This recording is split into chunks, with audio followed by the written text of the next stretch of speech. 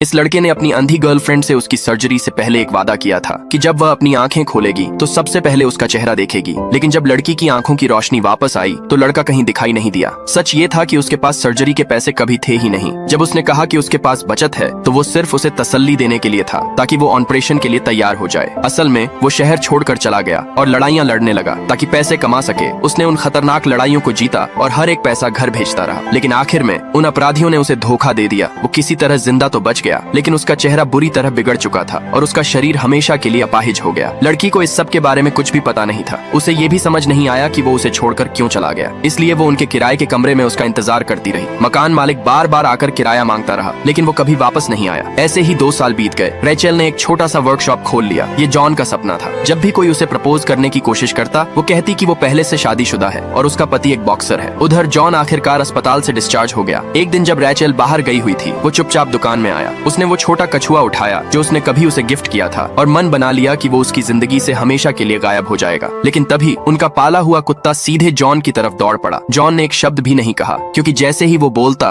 Rachel उसे पहचान लेती। वो बस जल्दी से उसकी नजरों से दूर जाना चाहता था, लेकिन कुत्ता लगातार उस पर भौंकता रहा। रेचल को ये थोड़ा अजीब लगा, लेकिन उसने ज्यादा ध्यान नहीं दिया। वो अपना पर्स भूल गई थी, इसलिए वापस दुकान में आ गई और ये देखकर हैरान रह गई कि छोटा कछुआ गायब था। दुकान के कर्मचारी ने कहा कि अभी कुछ देर पहले ही वो यहीं रखा हुआ था।